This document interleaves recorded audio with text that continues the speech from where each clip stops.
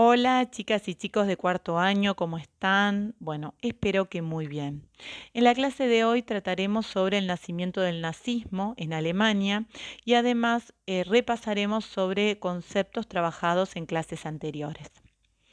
Nosotros planteamos que a partir de 1917 se dan hechos fundamentales para el resultado de la Primera Guerra Mundial. El primero es que Rusia atraviesa una revolución que hace que se retire de la Primera Guerra Mundial, puesto que Lenin y los bolcheviques que realizaban la revolución la consideraban una guerra de tipo capitalista e imperialista. Entonces no tenía mucho sentido que Rusia participara. Firma un tratado de paz y se retira de la contienda.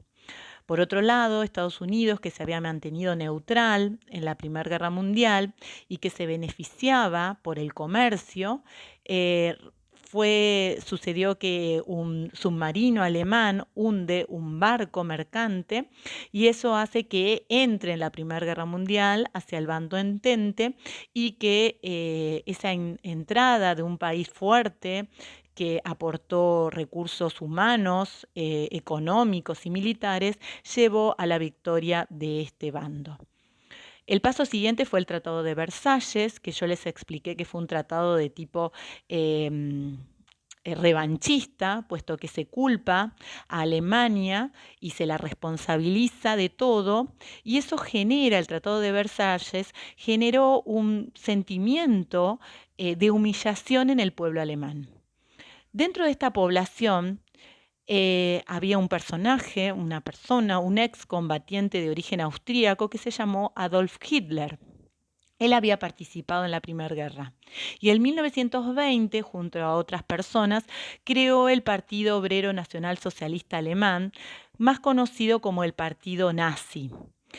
Hitler y los nazis recibieron el apoyo y la adhesión de amplios sectores de la población, como excombatientes, obreros, desocupados.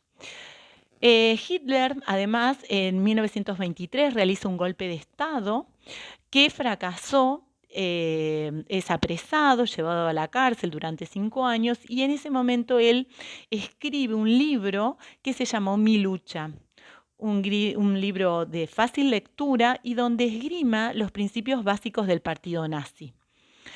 Es un libro para adoctrinar a la población, por eso es con un lenguaje muy fácil de leer, es corto, y es fundamentalmente lo que quiso hacer Hitler es llegar a la población, con ideas francas, sencillas, y tenía 3 puntos fundamentales.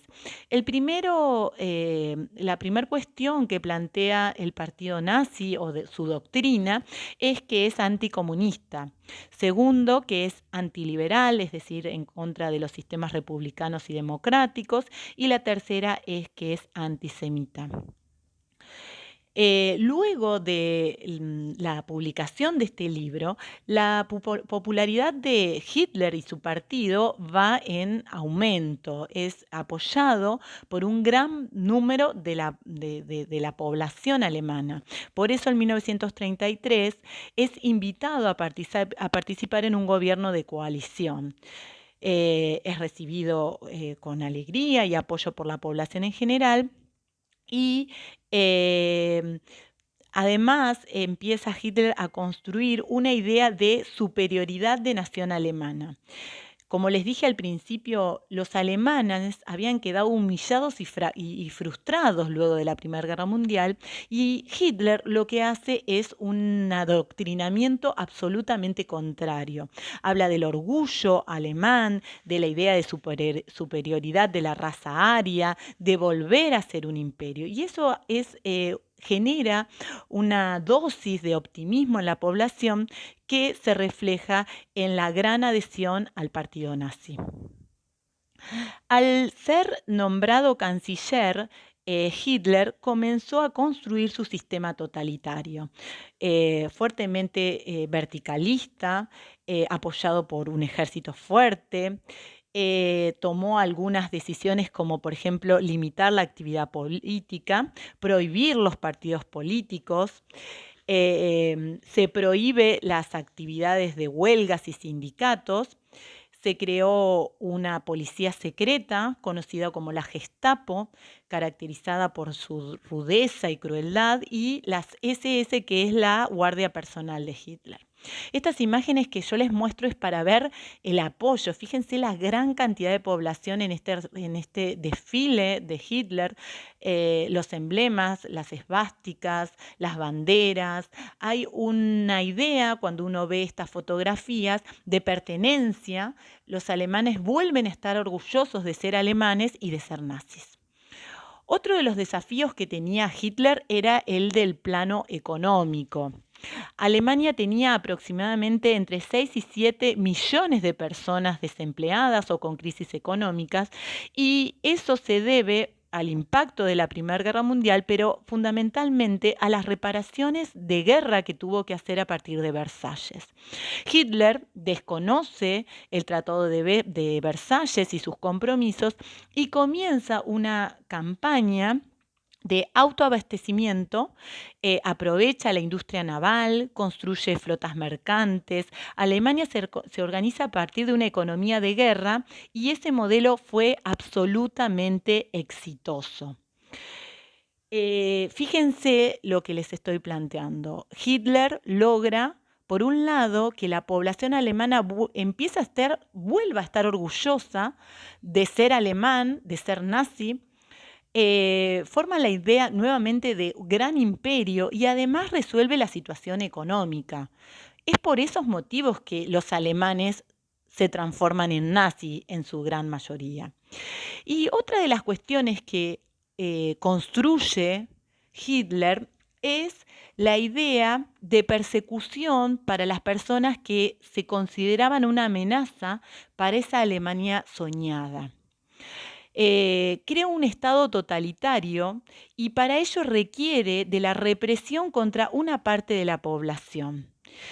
¿A quién va a nombrar Hitler como enemigos de esa Alemania idealizada? A diferentes grupos, fundamentalmente a los comunistas, a los líderes sindicales, a los homosexuales, a los gitanos y fundamentalmente a la población judía. Fíjense en esta imagen que es terrible. Es el accionar de la Gestapo frente a un grupo de judíos, donde la mayor parte son mujeres y niños. En este plan de represión y de persecución a la población que se la consideraba enemiga de Alemania, se crean las leyes de Nuremberg en 1935. Estas leyes privan a los judíos de la ciudadanía, les prohíbe votar, casarse con otros alemanes, trabajar en empleos públicos, en comercios, en bancos. Comienza una segregación antisemita terrible a partir de 1938. Se construyen guetos, es decir, barrios cerrados para que solamente vivan judíos en pésimas condiciones. Y además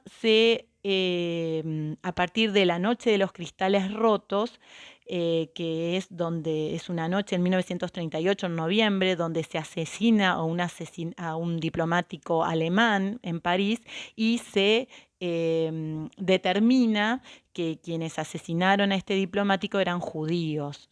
Ese hecho, ese acontecimiento, señala como únicos responsables de los ataques a los judíos y allí comienza una política absolutamente cruel y agresiva contra los judíos.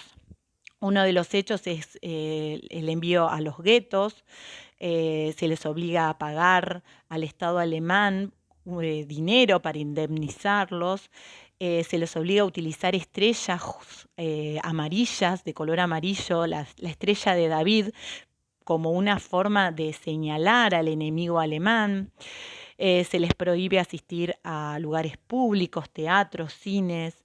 Y bueno, esta escalada de crueldad va a ir aumentando hasta que serán enviados a los campos de concentración a mediados de la década del 40. Les dejo esta última imagen, que es lo que a mí siempre me gusta que ustedes reflexionen sobre la historia. Estos niños están dentro de un gueto, son judíos y seguramente han muerto de hambre durante la década del 40. Eh, Genocidios como el judío no se deben a que Hitler era un loco, un violento, sanguinario, sino a que el conjunto de la población alemana estaba de acuerdo con sus políticas y con la muerte y destrucción de un grupo por ser considerado menor o susceptible de ser agredido. Así que uno siempre tiene que estar atento a la historia para no volver a repetirla. Les dejo esta imagen para recordar la crueldad de Hitler y de las masas que apoyaron a este sistema. Les mando un beso grande y seguimos estudiando en el Classroom.